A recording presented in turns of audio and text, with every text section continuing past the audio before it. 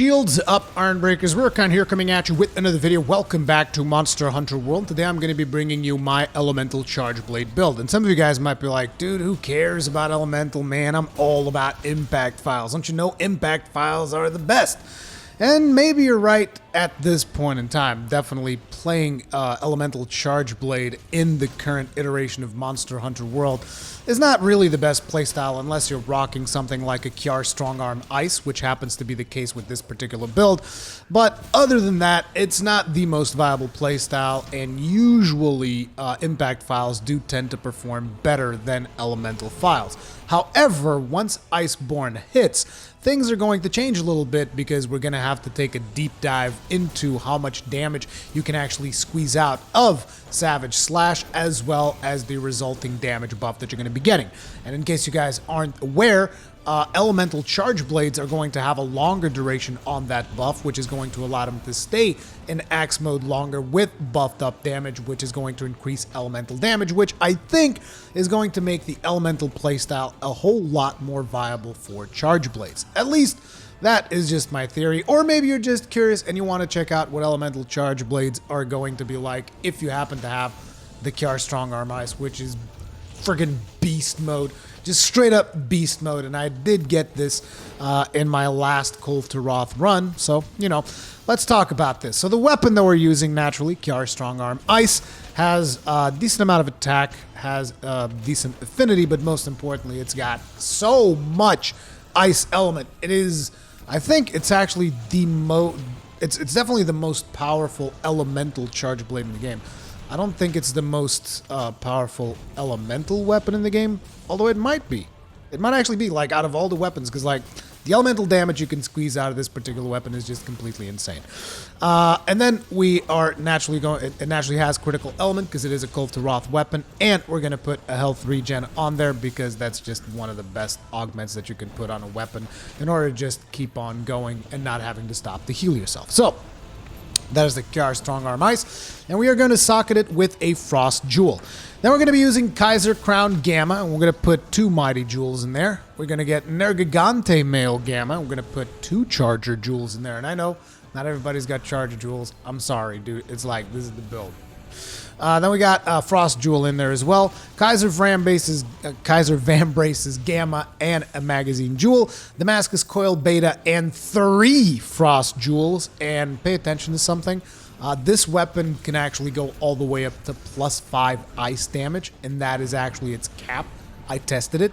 But if you're using a different elemental charge blade, you might want to check where the cap ends, because, you know, there is such a thing as a cap as to how much elemental damage you can have on an elemental weapon.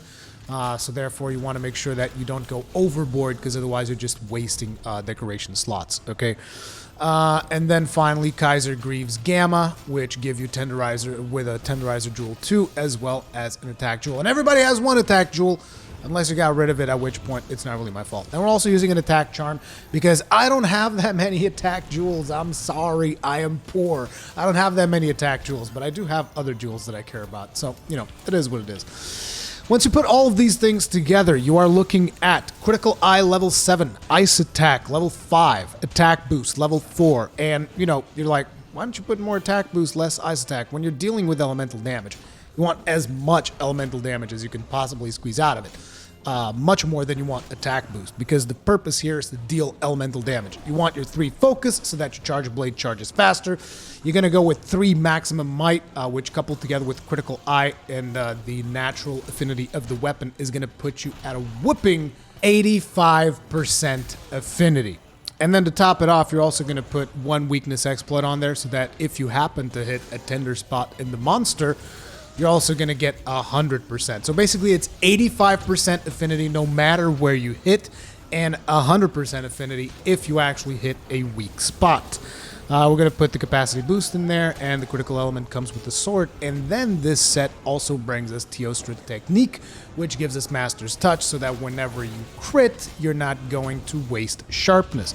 And considering that you're sitting on top of 85% friggin' affinity, you're going to crit a lot. You're not going to have to sharpen a lot, but you are working with blue sharpness. But at the same time, I believe I looked a while back into the whole math of the situation situation. And actually getting to white sharpness with an elemental weapon is not the most important thing.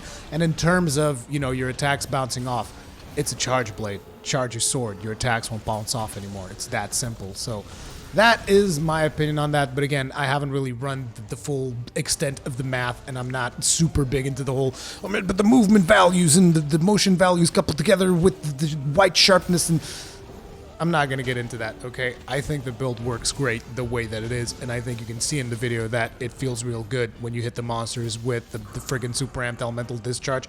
But the thing here is, like, I am using Super Amped Elemental Discharge because this weapon just deals so much friggin' damage that it's insane. But when you get the Savage Slash, the playstyle is no longer going to be charge up your Charge Blade and blam, Super Amped Elemental Discharge. That's not really going to be the playstyle that you're going to be going for.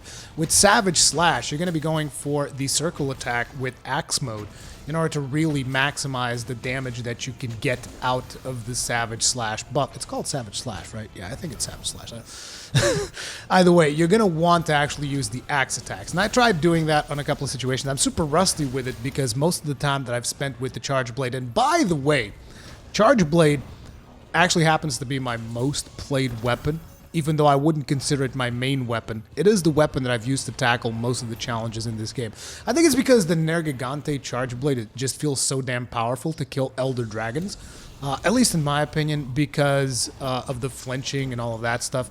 So that's potentially why I use Charge Blade so much, and I happen to be using one of the ugliest ones in the game, because the final form of Nergigante, like, what were you guys thinking? The previous form looks way cooler than the final form. But anyway, I digress. As I was saying, if you want to use this build, and if you want to start practicing for Savage Slash, you want to start getting used to the circle attacks with the axe, because that is going to be something that I think you're going to want to do as an elemental charge blade. It's already something that you should be doing in a lot of situations with the elemental charge blade to really take full advantage of it, but not to the degree that it is going to be happening once Iceborne hits. But anyway, I'm curious to know what you guys think about all this. Let me know in the comment section down below. If you enjoyed this video, if it helped you out in any way, hit the like button. That helps out a lot. If you didn't like the video, hit the dislike button, because feedback is also important. If you usually enjoy my content, subscribe, hit the bell notification icon, all of that good stuff. Stay strong, and may your shields never break.